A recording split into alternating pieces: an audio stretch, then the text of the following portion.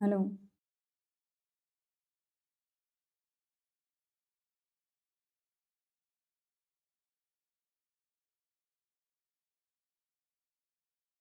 Hello, कल आपको पता होगा अगर आपने किया होगा तो मैंने कल ये सभी गद्य विधाएँ करवाई थी प्रकाशन वर्ष के साथ में और साथ में लेखक भी करवाए थे। लेकिन प्रॉब्लम ये थी कि उसमें आवाज़ नहीं आ पाई थी, है ना? उसके मतलब आवाज़ आ रही थी लेकिन रुक गई थी वीडियो। अगर आपने कल की वीडियो देखी होगी तो आपको पता होगा। तो आप लोगों की डिमांड पर या फिर मुझे पता है ये वीडियो इम्पोर्टेंट है आपके लिए, नोट्स बहुत ज़्यादा इम्पोर्टेंट हैं। यहाँ से 4 से 5 क्वेश्चन आपके सीधे-सीधे इस क्लास से पूछे जा सकते हैं। तो चलिए चलते हैं हम अपनी वीडियो की तरफ, जहाँ तक मैं आज आपको ये नहीं करवाऊँगी। जो उपन्यास है मैंने कल करवा दिए हैं, यहाँ पर आपके सामने आप एक बार देख लेना, ठीक है? सभी गद्य विधाएँ, प्रकाशन वर्ष, उपन्यास हमारे सारे हो चुके थे। फिर भी मैं यहाँ पर आपको दिखा दे रही हूँ, ठीक है? इनको आप कर लेना।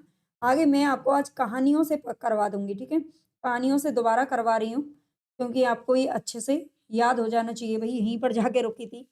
और इसने यहाँ पर हम हमारी सबसे पहले अगर कहानी की बात करें तो ये यूनिट 7 में आती है, ये आप जानते ही होंगे। एक टोकरी भर मिट्टी।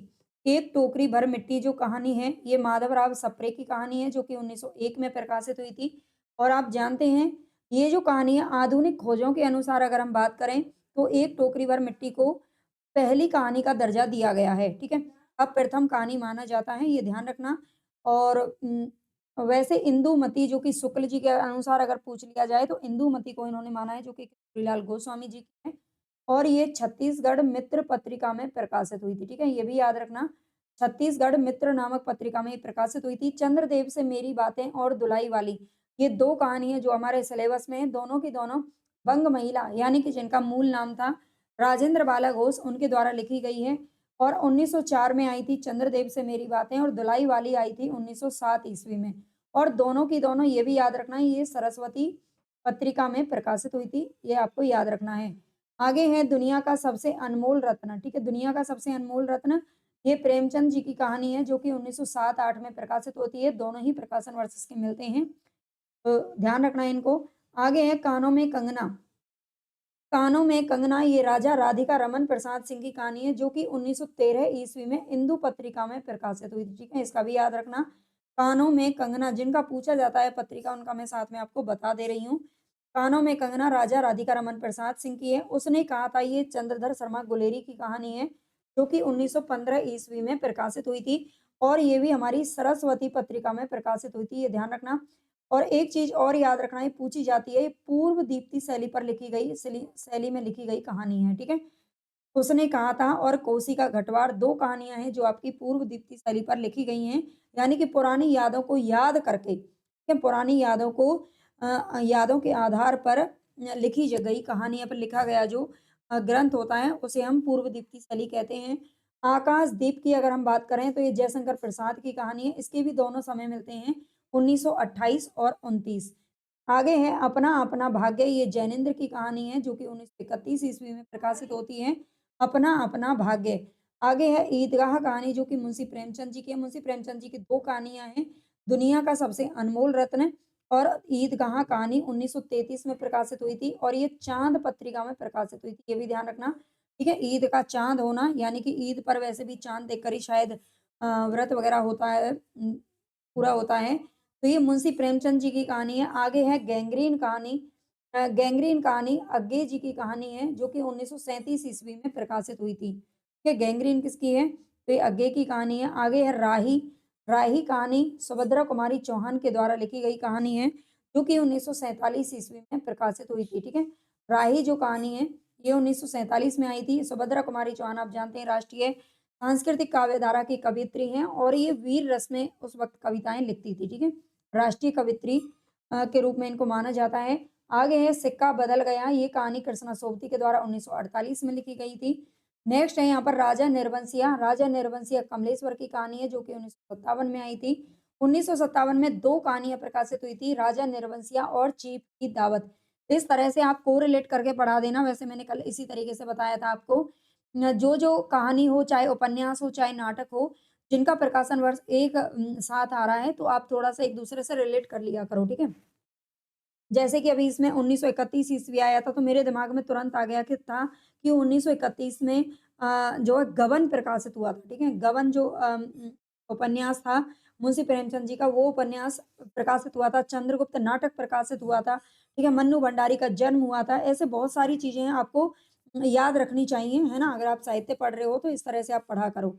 चीप की दावत भीष्म साहनी जी की कहानी है, जो कि 1957 ईस्वी में प्रकाशित हुई थी, यानी कि दोनों कहानियाँ आपकी 1957 में आई थी। कोसी का घटवार, ये शेखर जोशी की कहानी है, जो कि 1958 ईस्वी में प्रकाशित हुई थी, ये ध्यान रखना। और कोसी का घटवार भी मैं बता देती हूँ, ये भी फ्लैशबैक पद्धति यानी कि पूर्व दीप्ति शैली पर आधारित है, ठीक है? शैली में लिखी गई है। तीसरी कसम यानी कि लाल पान की बेगम, दोनों दोनों अलग-अलग कहानी है भई। तीसरी कसम और लाल पान की बेगम। तीसरी कसम जो कहानी है, तीसरी कसम उर्फ मारे गए गुलफाम के नाम से भी इसे जाना जाता है, और लाल पान की बेगम, ये फणीश्वर नाथ रेणु जी की कहानी है, जो कि 1959 में प्रकाशित हुई थी, ठीक है? अब ध्यान रखना यहाँ पर तीसरी कसम, लाल पान की बेगम और परिंदे कहानी, ठीक है? 3 कहानियाँ हैं जो कि आपकी किसमें हैं, 1959 में प्रकाशित हुई थी। एक जगह इनको आप याद कर लेना। निर्मल वर्मा की कहानी है, जो कि 1959 में आई थी, और नामवर सिंह के द्वारा, नामवर सिंह ने इसे पहली कहानी माना है, ये भी ध्यान रखना, ठीक है? नामवर सिंह ने परिंदे को निर्मल वर्मा की पहली कहानी माना है। आगे है पिता, ज्ञान रंजन की कहानी है पिता, 1965 में प्रकाशित होती है। 1965 में एक ही है, इंस्पेक्टर मातादीन चाँद पर, ये हरिशंकर परसाई जी के द्वारा लिखी गई कहानी है, जो कि 1968 ईस्वी में प्रकाशित हुई थी। अच्छा, 1968 में ही जो उपन्यास था राग दरबारी, वो भी प्रकाशित हुआ था, ठीक है? ऐसे आप गद्य विधाओं को सबको एक-दूसरे से जोड़कर पढ़ो। अमृतसर आ गया, ये भीष्म साहनी की कहानी है, जो कि 1973 ईस्वी में प्रकाशित हुई थी। अच्छा, इनकी 2 कहानियाँ हमारे सिलेबस में लगती हैं, अमृतसर आ गया और चीप की दावत, ठीक है? अभी ऊपर हमने देखा है चीप की दावत, दोनों ही कहानियाँ याद रखना भीष्म साहनी जी के द्वारा लिखी गई हैं। आगे है इकाई 8 पढ़ेंगे हम, हिंदी नाटक से संबंधित, ठीक है? हिंदी नाटक हमारे 8 में है, भारत दुर्दशा अंधेर नगरी, मोस्ट इम्पोर्टेंट है। भारत दुर्दशा अंधेर नगरी, ऐसा हो ही नहीं सकता। ये जो 2 कॉलम आपको दिखाई दे रहे हैं ना, यहाँ से सबसे ज़्यादा प्रश्न बनते हैं, और ख़ासकर इनकी पंक्तियों से। तो अच्छे से याद कर लेना, अगर आपने नहीं देखी हैं, तो प्लेलिस्ट बनी हुई है, उसमें 37 से 38 लगभग मैंने जो है वीडियोज़ करा दिया हैं, क्लासेस करा दी हैं। वो यूजीसी नेट के लिए ही हैं सारी, है ना? तो उनको आप फटाफट से रिवाइज़ कर लेना, अगर नहीं की हैं तो। यहाँ पर आपको मिल जाएगी बाद में उसकी लिंक। अ, और ये बहुत इम्पोर्टेंट है, इनसे संबंधित मैंने एक-एक वन लाइनर भी करा दिए हैं, और पीवाईक्यू भी मैं करवा रही हूँ, डेली 12 बजे क्लास चलती है, उसमें भी आप जुड़ सकते हैं। भारत दुर्दशा, अंधेर नगरी, दोनों नाटक भारतेंदु जी के हैं, और दोनों का जो प्रकाशन वर्ष है ना, वो क्रमानुसार है, इसलिए एक साथ लिख दिए हैं, ठीक है? 1880 में भारत दुर्दशा, भारत की दुर्दशा कब हुई थी? 80 में, और अंधेर नगरी चौपट राजा 1881 में। आगे है स्कंदगुप्त, चंद्रगुप्त और ध्रुव स्वामिनी। स्कंदगुप्त ये क्रमशः यहाँ पर लिखा हुआ है, तीनों ही प्रसाद जी के नाटक हैं। स्कंदगुप्त 1928 में आया था, चंद्रगुप्त 1931 में आया था, और ध्रुव स्वामिनी 1933 में आई थी, ठीक है? तीनों के तीनों क्रम को आपको याद रखना है। आगे है सिंदूर की होली, जो कि लक्ष्मी नारायण मिश्र की कहानी है, 1934 में आई थी। आगे है आगरा बाजार, हबीब तनवीर की नाटक है, जो कि 1954 ईस्वी में प्रकाशित हुआ था। अच्छा, 1954 में एक तो आगरा बाजार प्रकाशित हुआ था, इसके अलावा अंजो दीदी भी प्रकाशित हुआ था 1954 में, ठीक है? 1954-55 दोनों समय आता है, और अंधा युग का भी 55 और 54 दोनों ही समय आपको कहीं-कहीं देखने को मिल सकता है, ठीक है? तो इन तीनों को थोड़ा-सा याद रखना अच्छे से। 1954-55 के आसपास हैं। आगरा बाजार, अंजू दीदी, अंधा युग, ठीक है? अंधा युग से भी काफ़ी क्वेश्चन बनते हैं, इनको भी आपको अच्छे से याद रखना है। देखो इम्पोर्टेंट बात तो ये होती है, अगर आपको केवल और केवल नेट ही निकालना है ना? तो आपको जो मेन-मेन टॉपिक हैं, उनको पढ़ के भी आप जाओगे तो भी हो जाएगा। लेकिन अगर आपको जेआरएफ लेना है, तो उसमें 10-20 नंबर एक्स्ट्रा चाहिए होते हैं, और उसके लिए थोड़ा-सा आपको और एक्स्ट्रा पढ़ना पड़ता है। ठीक है? तो अंधा योग धर्मवीर भारती जी का है, जो कि 1955 में आया था। आगे है यहाँ पर हमारा आषाढ़ का एक दिन और आधे अधूरे। आषाढ़ का एक दिन मोहन राकेश का है, दोनों ही मोहन मोहन राकेश के हैं, और दोनों ही क्रम से हैं। 1958 में आषाढ़ का एक दिन प्रकाशित हुआ था, और 1969 में आधे अधूरे प्रकाशित हुआ था, ठीक है? 1969 ईस्वी में। 1869 में महात्मा गांधी का जन्म हुआ था। ठीक है?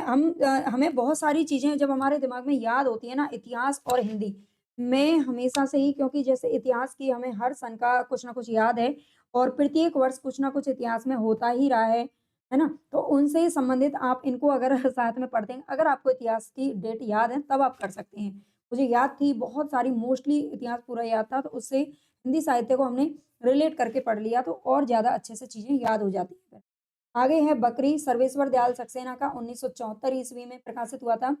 इसके बाद है एक और द्रोणाचार्य शंकर शेष जी का नाटक है, जो कि 1977 में आया था। महाभोज मन्नू भंडारी का नाटक है, जो कि 1982 ईस्वी में प्रकाशित हुआ था, और ये एक राजनीतिक नाटक है, ठीक है? महाभोज किस प्रकार का है मन्नू भंडारी का? एक राजनीतिक जो अवस्था है इसमें जो दशा है वो प्रस्तुत की गई है। आगे है इकाई 9 हम पढ़ेंगे, जिसमें हिंदी निबंध से संबंधित है।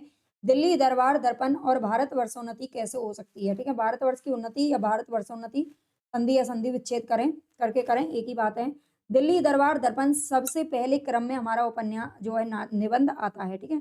सबसे पहला निबंध हमारा कौन-सा आता है क्रम में? दिल्ली दरबार दर्पण आता है, और फिर भारतवर्ष की उन्नति कैसे हो सकती है? भारतेंदु हरिश्चंद्र जी के हैं दोनों। 1877 में हमारा दिल्ली दरबार दर्पण आया था, और भारत की उन्नति कैसे हो सकती है? 1884 ईस्वी में। ये 3 दिसंबर, ठीक है? इसकी डेट भी पूछ ली जाती है, 3 दिसंबर 1884 को ये जो है प्रकाशित हुआ था। प्रकाशित क्या है, बल्कि एक निबंध के तौर पर ये भाषण दिया था इन्होंने, है ना? बलिया, ये भी पूछा जाता है ये भाषण कहाँ पर दिया था? तो बलिया में दिया था। स्थान का नाम है वो आप याद कर लेना, ठीक है? आगे है शिव शंभू के चिट्ठे, बाल मुकुंद गुप्त का ये निबंध है 1903 से लेकर के 1905 तक। उस समय का ये जो समय था ना 1903 से लेकर के 5 का, ये कर्जन का समय था। इस समय गवर्नर कौन था? अंग्रेजों की सरकार थी, और कर्जन इस समय था। आपने देखा होगा जो बंग विभाजन हुआ था वो 1905 में हुआ था कर्जन के समय पर, है ना? तो 1903 से 5 तक जो चिट्ठे लिखे गए थे ना, शिव शंभू के चिट्ठे, ये कर्जन के नाम लिखे गए थे, ठीक है? ये कर्जन के नाम लिखे गए थे। इसके बाद भी कुछ चिट्ठे प्रकाशित हुए थे, 7 तक ये चले थे, ठीक है? 1907 ईस्वी तक चले थे, लेकिन बाद में ये लॉर्ड मिंटो के नाम लिखे गए थे, ये ध्यान रखना। ये कर्जन ये पूछा जाता है तो आपको ये समय यही बताना है, अगर ये नहीं दे रखा हो। और एक और चीज़ याद रखना है, इनकी पत्रिका खूब पूछी जाती है, तो ये भारत मित्र में प्रकाशित हुए थे, ठीक है? भारत मित्र नामक जो पत्रिका है, वो उसमें प्रकाशित हुए थे। आगे है कविता क्या है? रामचंद्र शुक्ल जी का निबंध है। सबसे पहले तो इसकी विधा याद रखना बहुत ज़रूरी है, कविता, क्योंकि इसका नाम है ना कविता है, लेकिन ये कविता नहीं है, ये निबंध है। कविता क्या है? इस पर पूरा लंबा चौड़ा-सा एक निबंध लिखा है शुक्ल जी ने, जो कि 1909 में प्रकाशित हुआ था। अगर हम बात करें आगे मज़दूरी और प्रेम, इसी समय 1909 में और क्या हुआ था? रंग में भंग, पहला काव्य संग्रह मैथिली शरण गुप्त का प्रकाशित हुआ था, है ना? इस तरह जब आपको बहुत सारी डेट एक साथ याद रहती है ना, तो वो तुरंत हमारे दिमाग में क्लिक हो जाता है। मज़दूरी और प्रेम अध्यापक पूर्ण सिंह का निबंध है, जो कि 1912 ईस्वी में प्रकाशित हुआ था। 1913 में कौन-सा प्रकाशित हुआ था? कानों में कंगना, है ना? जो कहानी है, और 1912 में मज़दूरी और प्रेम 1 साल पहले। अध्यापक पूर्ण सिंह की ये निबंध है, और अध्यापक पूर्ण सिंह आप जानते हैं द्विवेदी युग के सबसे सशक्त निबंधकार के रूप में जाने जाते हैं। इन्होंने केवल अपने जीवन में 6 ही निबंध लिखे थे। आगे आगे है नाखून क्यों बढ़ते हैं? हजारी प्रसाद द्विवेदी जी का है, जो कि 1951 ईस्वी में प्रकाशित हुआ था। 1951 में क्या हुआ था? पंचवर्षीय योजना शुरू हुई थी, है ना? आपके लिए जीके भी आगे काम आ सकता है। आगे मेरे राम का मुकुट भीग रहा है, ये विद्यानिवास मिश्र जी का निबंध है, जो कि 1974 ईस्वी में प्रकाशित हुआ था, ठीक है? मेरे राम का मुकुट भीग रहा है, विद्यानिवास मिश्र जी का है। इसमें सबसे मोस्ट इम्पोर्टेंट अगर मैं आपको बताऊँ कि आपको किसके निबंध अच्छे से पढ़ लेने हैं, वैसे अगर टाइम बचता है तो मैं ज़रूर आपको करवा दूँगी। हजारी प्रसाद द्विवेदी, अध्यापक पूर्ण सिंह के क्रम से आपको 6 के 6 निबंध याद रखने हैं। विद्यानिवास मिश्र, विवेकी राय और कुबेर नाथ राय, इनके निबंध हमेशा ही पूछे जाते हैं, और वो भी क्रम से पूछे जाते हैं, तो सबको आपको याद करना पड़ेगा। 1974 में एक बकरी नामक जो आपका नाटक है, वो भी प्रकाशित हुआ था, ये ध्यान रखना। संस्कृति और सौंदर्य की बात करें तो ये नामवर सिंह का निबंध है, जो कि 1982 में आया था। महाभोज नामक जो नाटक है, ये भी 1982 में प्रकाशित हुआ था, ठीक है? मैं बार-बार देखो आपको बोल रही हूँ, जो मुझे याद आते जा रहा है वो मैं आपको बताती जा रही हूँ, ताकि आपको भी याद हो जाएँ। उठ जाग मुसाफिर, ये विवेकी राय का निबंध है, जो कि 2012 में प्रकाशित हुआ था, 2012 में, ठीक है? जब दुनिया खत्म होने वाली थी, 2012 में, बिल्कुल करंट का है ये। आगे है शिव मूर्ति प्रताप नारायण मिश्र का निबंध है, और उत्तर फाल्गुनी के आसपास ये कुबेरनाथ राय जी का है। इनका समय अगर आपको पता है तो आप मेरे को बता देना, वैसे इनका समय आज तक पूछा भी नहीं गया और ये दिया भी नहीं हुआ है। आगे है इकाई 10 अन्य गद्य विधाएँ। अन्य गद्य विधाओं में अगर हम बात करें तो सबसे पहले क्रम में किसका आता है? मेरी तिब्बत यात्रा, है ना? ये यात्रा वृत्तांत है मेरी तिब्बत यात्रा राहुल सांकृत्यायन जी की, जो कि 1937 ईस्वी में प्रकाशित होता है। ये ध्यान रखना, मेरी तिब्बत यात्रा। राहुल सांकृत्यायन की यात्रा वृत्तांत है। सबसे बड़ी बात यहाँ पर ये है कि अन्य गद्य विधाओं में आपको ये नहीं बताया गया है कि कौन-सा निबंध है, कौन-सी कहानी है, तो ये आपको अच्छे से याद करना पड़ेगा, ठीक है? इनकी विधा यहाँ से पूछी जा सकती है। 1 प्रश्न आपका विधा से पूछा जाएगा, ठीक है? याद रखना। तो प्रेमचंद घर में ये शिवरानी देवी जी का है, शिवरानी देवी प्रेमचंद घर में। अब घर में तो भई कौन जानेगा, ये इनकी पत्नी थी। 1944 ईस्वी में प्रकाशित हुआ था, ध्यान रखना, और ये इनकी जीवनी है। इसकी विधा अगर पूछ ली जाए तो ये जीवनी है। माटी की मूरतें रामवृक्ष बेनीपुरी जी की का क्या है, रेखा चित्र है ये इनका, ठीक है? इसमें 12 पूरे रेखा चित्र हैं, ये भी ध्यान रखना। और किस जेल में रहते हुए इन्होंने ये रेखा चित्र लिखा था, ये आप मुझे कमेंट करके बताना। 1946 ईस्वी में इन्होंने ये लिखा था। आगे है, अरे यायावर रहेगा याद। यायावर का मतलब होता है जन्म, मतलब मृत्यु पर्यंत या जन्म भर याद रहेगा। अज्ञे जी का है, ये यात्रा वृत्तांत है जो कि 1953 ईस्वी में लिखा गया था। संस्कृति के 4 अध्याय ये निबंध हैं, जो कि रामधारी सिंह दिनकर जी का है, 1956 ईस्वी में प्रकाशित हुआ था। संस्कृति के 4 अध्याय। अच्छा, ये संस्कृति के 4 अध्यायों में क्रम से आपको जो अध्याय हैं वो याद रखने पड़ेंगे, ठीक है? अगर कोई भी इनमें से ऐसी गद्य विधाएँ जो आपको कठिन लग रही है पढ़ने में, जो दिक्कत हो रही है, तो आप बता देना, मैं उसका पीडीएफ वगैरह आपको टेलीग्राम पे दे दूँगी या फिर मैं उसको करवा दूँगी। क्या भूलूँ, क्या याद करूँ, ये हरिवंश राय बच्चन जी का अम, आत्मकथा है, ये ध्यान रखना। हरिवंश राय बच्चन की जो आत्मकथा है, उसके 4 भागों में ही प्रकाशित हुआ था, ठीक है? ये 4 भागों में प्रकाशित हुआ था, चारों भागों का क्रम आपको याद करना पड़ेगा और चारों भागों का प्रकाशन वर्ष आपको याद रखना पड़ेगा, ठीक है? ये पहला भाग है, ये याद रखना, और 1969 ईस्वी में प्रकाशित हुआ था। आगे है, क्या भूलूँ, क्या याद करूँ? मैं एक बार बोल देती हूँ, आपको रिवाइज़ हो जाएगा। क्या भूलूँ, क्या याद करूँ? बसेरे से दूर, नीड़ का निर्माण फिर, और 10 द्वार से सोपान तक। 10 द्वार से सोपान तक जो चौथा भाग है, उस पर इनको सरस्वती सम्मान भी प्रकाशित हुआ था। आगे है, आवारा मसीहाई विष्णु प्रभाकर जी के द्वारा लिखी गई जीवनी है, और ये जीवनी किसकी है? तो ये शरत चंद्र की जीवनी है, जो कि एक बांग्ला साहित्यकार थे। ठीक है, ये याद रखना, 1974 ईस्वी में प्रकाशित हुआ था। आगे है, एक कहानी यह भी है, मन्नू भंडारी जी के द्वारा लिखी गई ये कथा यात्रा है, इनके जीवन की कथा यात्रा है। एक कहानी यह भी, कुछ विद्वान इसे इनकी आत्मकथा का रूप नाम देते हैं, है ना? ये भी पूछा जा सकता है, इसको आत्मकथा भी कभी-कभी एक बार क्वेश्चन पूछा गया था और वहाँ पर कथा यात्रा वगैरह कुछ नहीं लिखा था, आत्मकथा सही करना पड़ा था, ठीक है? लेकिन मन्नू भंडारी इनकार करती हैं, वो कहती हैं ये मेरी आत्मकथा नहीं बल्कि की यात्रा है। 2007 में प्रकाशित हुआ था मुड़दैया, तुलसी राम जी के द्वारा लिखी गई इनकी आत्मकथा है, जो कि 2010 में प्रकाशित हुई थी। इनकी आत्मकथा के 2 भाग थे, दूसरे का नाम था मणिकर्णिका। मणिकर्णिका, ये ध्यान रखना, और मणिकर्णिका 2015 में प्रकाशित हुई थी। आगे है, आप हुदरी रमनिका गुप्ता के द्वारा लिखी गई, ये इनकी आत्मकथा है, 2015 में प्रकाशित हुई थी, ये याद रखना। इनकी दूसरी आत्मकथा का जो पहला भाग था, हादसे, ये 2010 में प्रकाशित हो चुका था, ठीक है? दोनों थोड़ा-सा उल्टा है, मुर्दैया और आप हुदरी, याद रखना, है ना? तो 2015 में आप हुदरी नाम से प्रकाशित हुआ था रमनिका गुप्ता का। आगे है, ठकुरी बाबा, ये महादेवी वर्मा के द्वारा लिखा गया रेखा चित्र है।